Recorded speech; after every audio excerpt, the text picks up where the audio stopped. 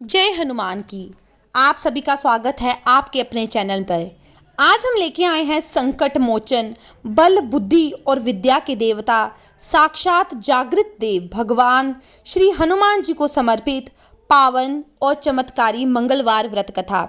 यह कथा केवल सुनने मात्र से ही जीवन में सुख, शांति, धन, वैभव और सौभाग्य का आगमन होने लगता है। मंगलवार का दिन पवन पुत्र हनुमान जी को समर्पित माना गया है। शास्त्रों में कहा गया है, जिस व्यक्ति पर कलयुग के राजा हनुमान जी की कृपा हो, उसके जीवन के सभी संकट, रोग, दोष और भय धीरे धीरे सदा के लिए समाप्त होने लगते हैं। घर में सुख समृद्धि आती है, संकट टलते हैं, कोर्ट कचहरी और शत्रुओं की बाधाएं दूर रहती हैं, संतान सुख प्राप्त होता है और मनुष्य का सोया हुआ भाग्य अचानक चमक उठता है। तो चलिए मंगलवार के दिन सुन लेते हैं मंगलवार व्रत की कथा। महाभारत काल के अनुसार भीम बहुत ही शक्तिशाली और बलशाली थे। युद्ध कौशल में निपुण थे। शक्तिशाली होने पर भीम को एक बार अहंकार से भर गए। इस अहंकार को दूर करने के लिए बजरंग बली हनुमान जी ने एक लीला रची। जब भीम की सच्चाई पता चली तब उन्हें अपनी गलती का एहसास हुआ और उसी क्षण उन्होंने हनुमान जी से माफ़ी मांगी। इसके बाद हनुमान जी ने प्रसन्न होकर भीम को अपना विराट रूप दिखाया। कथा के अनुसार पांडव जब वनवास भोग रहे थे तो पांचों पांडवों को अज्ञातवास में रहना पड़ा। इस दौरान पांडवों को वेश बदलकर भी रहना पड़ा। द्रौपदी भी पांडवों के साथ थी। द्रौपदी एक आश्रम में रहकर समय बिताने लगी। एक दिन वे आश्रम में बैठी हुई थी तो एक पुष्प उड़कर उनके पास आ गया। पुष्प की सुगंध द्रौपदी को बहुत पसंद आई। तब उन्होंने भीम को बुलाकर उस पुष्प को लाने के लिए कहा। द्रौपदी की इच्छा को पूरा करने के लिए भीम पुष्प की खोज में निकल पड़ा। पुष्प की सुगंध जिस दिशा से आ रही थी, भीम उसी दिशा की ओर चल पड़ा। उस सुगंधित पुष्प को खोजते खोजते भीम एक वन में जा पहुंचे। वन में जैसे ही भीम ने प्रवेश करने का प्रयास किया तो उनकी नज़र रास्ते में लेटे एक वानर पर पड़ी। भीम ने उन बूढ़े वानर से आग्रह किया कि वे रास्ते से हट जाए, पर वानर ने कोई प्रतिक्रिया नहीं दी। भीम ने फिर वानर से वहां से हट जाने को कहा, लेकिन इस बार वानर ने कहा कि वो बहुत कमजोर है, हिलडुल नहीं सकता, तुम लांग कर मुझे निकल जाओ। वानर की इस तरह के व्यवहार से भीम को बड़ा क्रोध आया और वे उन्हें अपनी शक्तियों के बारे में बताने लगे। भीम ने वानर को अपना परिचय दिया कि वे कुंती पुत्र हैं और पवन उनके पिता और मैं हनुमान जी का भाई भी हूँ। लेकिन ये सब सुनकर भी वानर का कोई प्रभाव नहीं पड़ा। इधर भीम का क्रोध बढ़ रहा था और वानर उन्हें और अधिक क्रोध दिलाए जा रहा था, तो उन्हें परिणाम भुगतना होगा। तब बूढ़े वानर का रूप धारे बजरंग बली हनुमान जी ने भीम से कहा कि अगर उन्हें अधिक जलती है तो वे उनकी पूंछ उठाकर जा सकते हैं। भीम ने क्रोध में आकर उन वानर की पूंछ को हटाने का प्रयास किया, लेकिन वे उस पूंछ को हटा नहीं, हिला भी ना पाए। तब भीम को आभास हुआ कि ये कोई साधारण वानर नहीं, और फिर भीम हाथ जोड़कर उनके सामने खड़े हो गए और वानर से उनका परिचय पूछने लगे। तब उस वानर ने भीम को बताया कि वे कोई और नहीं बल्कि स्वयं हनुमान जी हैं, और हनुमान जी को अपने सामने देखकर भीम चकित रह गए और हाथ जोड़कर खड़े हो गए। तब हनुमान जी ने भीम को बताया कि आगे विशेष वन है और ये रास्ता देवताओं का है और ये रास्ता मनुष्यों के लिए सुरक्षित नहीं, इसलिए उन्हें तुम्हारी रक्षा के लिए आना पड़ा। भीम को हनुमान जी ने उस पुष्प के बारे में बताया कि वहाँ से वे पुष्प ले जा सकते हैं। पुष्प ले जाने के बाद भीम ने कहा कि अब तुम यहाँ से जा सकते हो। भीम ने हनुमान जी से आज्ञा लेने से पहले अपनी एक इच्छा रखी। भीम ने हनुमान जी को अपना विराट रूप दिखाने की इच्छा प्रकट की। तब भीम के कहने पर हनुमान जी ने विराट रूप धारण किया और उस विराट रूप के दर्शन करने के बाद भीम ने हनुमान जी का आशीर्वाद लिया। हनुमान जी ने भीम को गले से लगाया और गले लगने से भीम की शक्ति और बढ़ गई।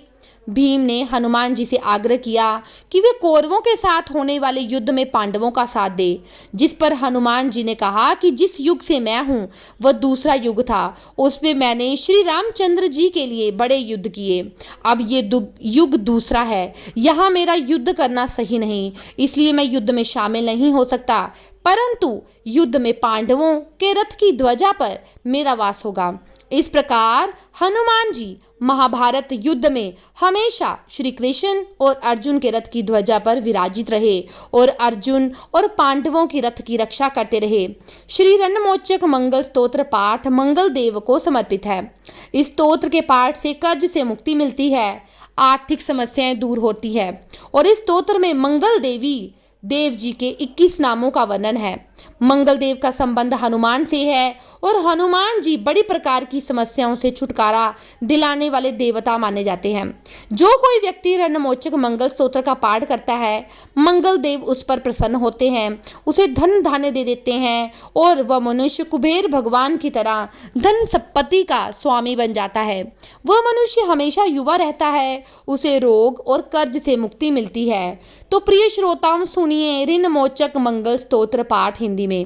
हे मंगल देव, शास्त्रों में आपके जो नाम बताए गए हैं उनमें पहला नाम मंगल, दूसरा भूमिपुत्र जिनका जन्म पृथ्वी से हुआ, तीसरा ऋणहर्ता यानी कर्ज से मुक्ति दिलाने वाला, चौथा धनप्रद यानी धन को देने वाला, पांचवा स्थिरासन यानी जो आसन पर अपने अडिग रहे, छठा महाकाय यानी जो बहुत बड़े शरीर वाला है, सातवां नाम सर्व कमावरोधक यानी कार्य में आने वाली सभी बाधाओं को दूर करने वाला।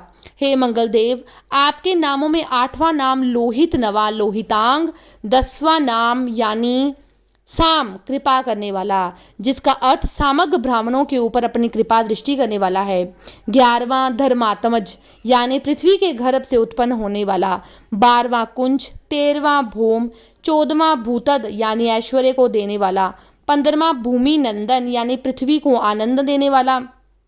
हे मंगल देव, आपके नामों में 16वां नाम अंगारक, 17वां यम, 18वां सवोग पारक अर्थात समस्त तरह की कठिनाइयों को दूर करने वाला, 19वां वृष्टिकर्ता अर्थात वृष्टि करने वाला यानी वर्षा कराने वाला, 20वां नाम वृष्टिहर्ता अर्थात बारिश ना होने के कारण अकाल लाने वाला और 21वां नाम सर्वकाम फलप्रदा अर्थात संपूर्ण कामनाओं को फल देने वाला।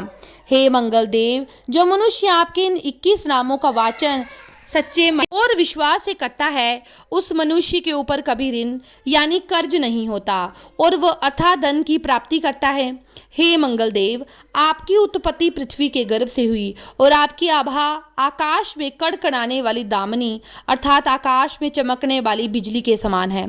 सभी तरह की शक्ति को धारण करने वाले कुमार मंगल देव, मैं आपको नमस्तक होकर प्रणाम करती हूँ। हे मंगल देव, आपके मंगल स्तोत्र का पाठ मनुष्य को हमेशा अपने मन में किसी भी तरह के विकार को दूर कर और अपनी पूर्ण श्रद्धा और आस्था के साथ करना चाहिए।